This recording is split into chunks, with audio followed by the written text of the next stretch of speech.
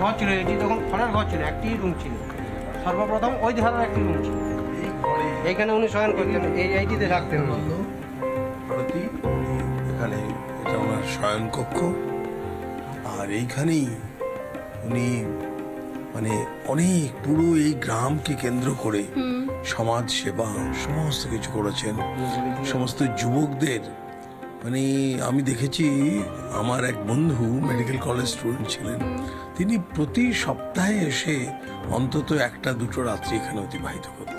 আচ্ছা, মানে যুবকদের আকর্ষণ করতে পারত। তখন থেকেই নাকি আপনার এই আশ্রমে আসাটা তখন থেকেই? এসছি, কিন্তু আমি এরকম ভাবে দীক্ষিত নই, কিন্তু সম্পর্ক ছিল, প্রণাম করেছি, এসছি। আমি অন্তত 6-7 বার এসছি এখানে। আর স্বামী স্বরূপানন্দ এই দেখছেন, বাবার কম বয়সী ছবি, আর এই কোণেরটাই যে উনি ওই কম বয়সী। এটা কি ওনারই সমাধি? ওনারই সমাধি। ওনার দেহ এরই নিচে সমাহিত করা হয়েছে, এবং এটাই ওনার সমাধি মন্দির আর কি। প্রচুর ওনার মানে শিষ্য সমস্ত কিছু, এবং যারা অনেক যুবকেরাও সব থেকে বড় কথা আসে এখানে। না, আমি সেটাই ভাবছি যে মানে এই মানে ভোটের প্রচারে অনেকে অনেক জায়গায় অনেক রকম ইকুয়েশন থেকে অনেকভাবে অনেক কিছু সাজায়, কিন্তু আপনি এরকম ভাবে আশ্রমে আসছেন। আমি স্বাভাবিকভাবে চলি, এটা কি মনের জোর পাওয়া যায় এখান থেকে? না, সে তো খুব স্বাভাবিক আছে। আর সব থেকে বড় কথা, আমি পুরনো কোনো কিছু ভুলি না। পুরনো কিছু বলেন না কেন? কেন এই কথাটা বললেন? এই কথাটা বললাম যে সম্পর্ক ক্রমশ বৃদ্ধি করতে হয়, আর পুরনোকে রক্ষা করে, তাহলে পরে রাজনৈতিক জীবনেও কিন্তু সফল হওয়া যায়, পারিবারিক জীবনে, সামাজিক জীবনেও সফল হওয়া যায়। কোনো সম্পর্ক যে পারিবারিক বা সামাজিক জীবন থেকে বিচ্যুত হয়ে মানুষ গেল, ব্যক্তি জীবন একদম ছাড়খাড় হয়ে গেল, এটা কিন্তু হয় না। একদম না, একদম না। আমি তো মনে করছি আমি যথেষ্ট এটা ব্যালেন্স করতেই পারছি, এবং আমার মানে পরিবার আমার প্রতি কোনো ক্ষুব্ধ নয়, আমি সময় কম দিচ্ছি বলে। একবার দেখাচ্ছি। আচ্ছা আচ্ছা, আমরাও যাই একটু। এটা যে আশ্রমে মাঝে মধ্যেই আসেন, সেই আশ্রমের আমরাও আজকে চলে এসেছি। ছোট্ট গ্রাম, সেই ছোট্ট গ্রামেই দেখুন এইরকম একটি উপাসনা গৃহ আছে। এই উপাসনা গৃহ কিন্তু শুধু মানুষ মোক্ষ লাভ করার জন্য আসে, খুব বয়স্করা সেরকম নয়। এই আশ্রমটার বৈশিষ্ট্য এটা, যেখানে যুবকেরাও আসে, আর এসে বিভিন্ন উপদেশের কথা বলে, তারা ধ্যান করে, মেডিটেশন করে, যাতে তাদের ব্যক্তি জীবনেও আরো ভালো থাকতে পারে। ডাক্তারবাবু, যখন এই সময়তে আপনি প্রচারে রয়েছেন, কিছুক্ষণ আগে মুখ্যমন্ত্রী মমতা বন্দ্যোপাধ্যায় একটা জনসভা করেছেন। তিনি বলেছেন যে বাঁকুড়ার জন্য তিনি কি দেননি, রাস্তা থেকে শুরু করে, হাসপাতাল থেকে শুরু করে, বিশ্ববিদ্যালয় থেকে শুরু করে, একদম বাঁকুড়াকে পুরো ঢেলে সাজিয়ে দিয়েছেন। কি বলবে? প্রধানমন্ত্রীর দেওয়া 150 কোটি টাকা ব্যয়ে যে সুপার স্পেশালিটি হসপিটাল হয়েছে, তাতে উনি ডাক্তার দিতে পারলেন না মাননীয় মুখ্যমন্ত্রী। প্রধানমন্ত্রী তো দেখেননি যে রাজ্যের হাসপাতালকেও 150 কোটি টাকা দিয়েছে। উনি কেন দিলেন না ছাতনা মুকুটমণিপুর রেলপথের জায়গা? উনি কেন দিলেন না দ্বারকেশ্বর গন্ধেশ্বরী বাঁধ প্রকল্প, যার জন্য কেন্দ্র 3,500 কোটি টাকা দিতে প্রস্তুত ছিল, তার জন্য জমি দিলেন না, কোনো প্রতিনিধিকে প্রস্তাব হয়ে পাঠালেন? কিন্তু উনি বলছেন যে আমি এখানে 4টে ট্রেন দিয়েছি, আমি বিশ্ববিদ্যালয় দিয়েছি, আমি হাসপাতাল করে দিয়েছি। সব ভুল কথা, সব ভুল কথা। কিন্তু সেই ইনফ্রাস্ট্রাকচার তো হয়েছে, তাহলে কি? যেমন উনি বলে থাকেন যে উনি 5 কেজি রেশন ফ্রি দিচ্ছেন, 5 কেজি চাল, তো এত বড় মানে অসত্য কথা যিনি বলতে পারেন, তার কোনো কথাই বিশ্বাস করবে না মানুষ, কোনো কথাই বিশ্বাস করবে না। যে সবাই জানে মোদিজি চাল দিচ্ছে, ফ্রি রেশন, আর সেটা উনি বারবার বলেন আমি ফ্রি রেশন দিচ্ছি বলে মানুষগুলো বেঁচে আছে। এর থেকে বড় অসত্য কি হতে পারে?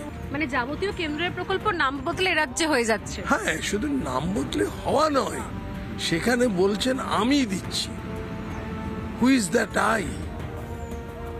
এমনকি রাজ্যের সরকারও নয়, অনলি আই, শি, এটা কখনো হয় না, না। এটা খুব সিগনিফিকেন্ট। যেরকম এখন মানে বক্তব্য রাখতে উনি বলেন যে আমি কি দিইনি বা কি করে দিইনি, কিন্তু আমার একটা প্রশ্ন রয়েছে। আপনি বলছেন যে সব রয়েছে, যদিও হাসপাতালের ইনফ্রাস্ট্রাকচারও হয়, বিশ্ববিদ্যালয়ের ইনফ্রাস্ট্রাকচারও হয়, তাহলে সেখানে ডাক্তার নেই।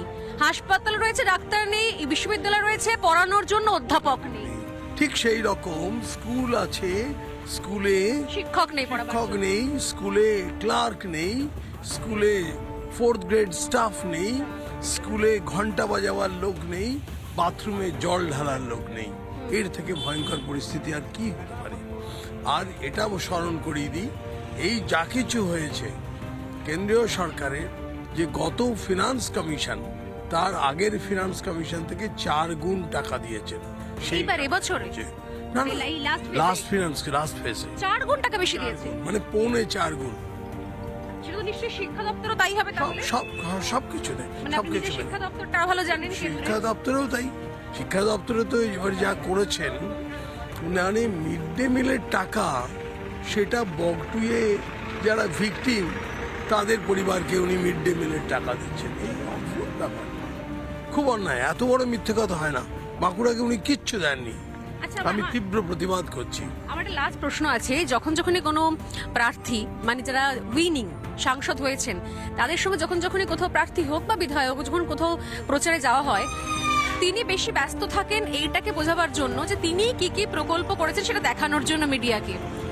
কিন্তু সুভাষ সরকারকে আমি দেখলাম যেখানে এসে আশ্রমে কিছুটা সময় কাটিয়ে গেলেন। এটা কি প্রচারের মাইলেজ থেকে একটু পিছিয়ে পড়লেন না? একদম না। এটাই আপনি। আমি কি করেছি বাঁকুড়ার মানুষ সব জানে, বাঁকুড়া মানুষ সব জানে, মিডিয়া জানে, সবাই জানে, কোনো অসুবিধা নেই। মানুষের সময় কাটিয়ে দেওয়া ভালো নাকি? না না, তা কেন হবে? আশ্রমে এখানে অনেক মানুষের সঙ্গে যোগাযোগ হলো, সেটা বড় কথা। প্রচার মানে মানুষের সঙ্গে যোগাযোগ করা। মিডিয়ার সামনে আমি কি করেছি দেখাবার অনেক স্লট আছে, সব স্লটে সেগুলো হয়ে গেছে। প্রচার চলছে প্রচারের মতো, কিন্তু তার মাঝখানে রোগী দেখাও চলছে, কারণ পেশাগতভাবে তিনি ডাক্তার। আর এই মুহূর্তে সেই রোগীর বাড়িতেই আমরা এসেছি। আমি বেশি কথা বলছি না, কারণ প্রচারের মাঝখানেই ডক্টর সুভাষ সরকার এখানে চলে এসেছেন এবং রোগী দেখাও চলছে।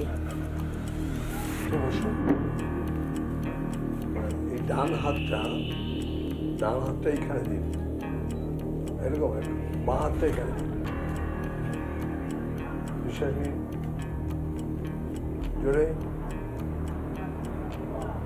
শ্বাস শ্বাস শ্বাস শ্বাস শ্বাস শ্বাস। লিভারটা একটু বড় আছে বাবা।